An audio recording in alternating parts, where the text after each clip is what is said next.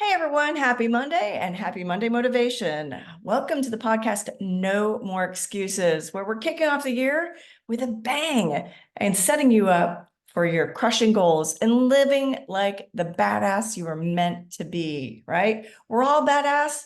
We just sometimes we don't know where that is. It's inside us and we just need something or someone to kick us into gear, nudge us a little and find it, right?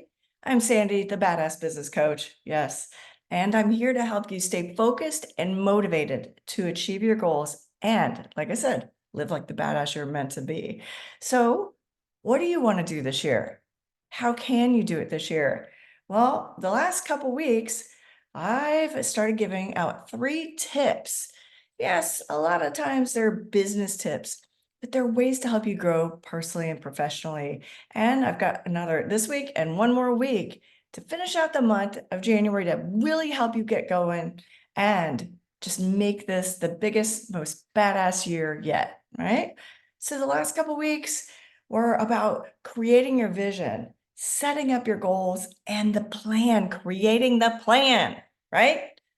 Oh, and last week, habits, prioritization, and embracing the chaos, because business ownership or leading a team, or maybe you got the job of your dreams, it's going to be a lot of work, but it doesn't have to suck. You just have to dig in and sometimes embrace the chaos and let it roll around you. But keeping your eyes on the prize, keeping your eyes on the goal of whatever you're here for, right? So if you haven't listened to the other 2 podcasts, please do. 391 and 392. But you can go back and listen to it. Grab your notepad and get ready. Or if you're watching on my YouTube channel, thank you. Please subscribe and share that as well. But also, thank you for being here. Thank you for investing in you and your success. So today, I'm going to dig into your ass a little bit. All right, today's tips are focused on productivity. Oh my gosh. There's so many ways we can be more productive, right? And a lot of times people think multitasking is the way to go. Well, multitasking is not a superpower. It should be eliminated from everyone's vocabulary. I multitask sometimes, and guess what? That means I'm half-assing. If I'm doing 3 things at once, like on a Zoom, answering an email or checking my phone or writing a note, guess what? I'm putting in, was that 30, maybe 25? If I'm doing 4 things, I'm 25%ing it. Half-assing everything you're doing. You're not fully intentional and fully focused on what you're doing. So stop trying to fucking multitask. All right, there we go. I said it. So today we've had tips 1 through 6 already. Today, tip number 7, eliminate the distractions. And I don't know if you can hear that, but that's my dumbass cat right there, right? Love her to death, but why is she meowing right now? I don't know. So I can't really eliminate that distraction, because if I put her out in the other room, she'll meow louder. So there you go. but setting yourself up for success, eliminating the distractions, and eliminating whatever you can do to help yourself be more productive and less distracted, like the cat bothering me. But also looking at your environment, setting up your environment is huge for your success. And that means people and things. All right. Is someone in your space? Is something in your space, like a cat? But also, distractions are dream killers. They're productivity's worst nightmare. You think you can juggle a million things, like I said, multitasking? No. You're not going to hit your targets by doing that. Let's get real. Let's cut the shit. Let's shut down the noise and get laser focused on what we want to do. When you eliminate the distractions, you're not just tidying up your workspace and making sure your piles are in order and you have a space for everything. It's mentally clearing out the clutter. That's sabotaging your success. It's going full beast mode on your goals and have this, I'm here to conquer this and kick ass and be badass type of mentality. And you don't have it every day. I don't have it every day. But here's some things to look at to make sure you can eliminate as many distractions as possible. like I mentioned, dedicated workspace, clean workspace. Mine right now, hot mess, right? Because we moved and a couple months ago had some construction. I still don't have the cabinets and shit I want. And I don't always use this workspace. So it becomes a dumping ground. And that is a huge distraction. Every time I come in here, especially to record this, I've got to move shit. It's not set up. I can't easily just do something. So do you have a dedicated workspace, especially with people working from home now? Hopefully by now you do. But we moved from Indiana where I had 1,000 square feet just for an office to 1,000 square feet to live in. Difference, right? So how can you create a space, carve out a space that's just for you? Do you need a cabinet? Do you need boxes to put some things in? What do you need to help you have a great space to work? Right? And do you have people or animals in your workspace that are bugging you? Sometimes, like I said, if we're working from home, sometimes the kids are home, sometimes the dog wants to be let or the cat wants your attention. Sometimes people knock at your door and you're like, yeah, I mean, we had a plumber in and out one day, and I even put a note on the door that said, do not disturb me. And he was yelling up the stairs to me. I'm like, dude, seriously, trying to eliminate those expectations. But you can do that even more by, as I get into my other two tips, expectations and boundaries. But figure out what you need. How can you set your space up for your success? Yes, organization is huge. Making those to-do lists and eliminating the distractions by shutting off notifications while you're recording. I've had many times my email, I know if you've listened to me for a while, I'm positive my email has dinged. I haven't checked it while I've been recording, but I'm sure it's dinged while we've been recording, right? So shutting off your notifications, putting notes on doors if you have contractors or people or something, for some reason, people coming in and out, and just doing your best to carve out the time, block the time for you, right? Identify those key times to check messages, unless your role is to answer the phone, answer emails like your tech support or something, shut them off. Shut them off while you're working. And I had one client that was like, 9 o'clock, noon, like right after lunch, maybe it was 1 o'clock, and then later in the afternoon, right before work ended, and then set that up for the next day with what didn't get done. And that was great if you can do that, because other times you're just like watching that little notification, or if your phone buzzes, you pick it up, you're immediately looking. Oh, and those damn Apple Watches, right? You're always looking. I've even asked people, am I disrupting you? While they're looking at their watch. That's rude. All right, tip number 8, set clear expectations. This is another way to remove distractions and be more productive. Regardless if you're working from home or not, you have an office, maybe you have a dedicated office, maybe you're working at a co-working space, maybe you're out in a bunch of cubicle hell. We all have times when we allow the distractions, people will just walk up, call you 10 times, and then start texting you because you're not answering. And guess what? When you finally answer the phone, they're not in jail at the hospital. They just wanted to bullshit or wonder why you didn't pick up, right? We all have that friend.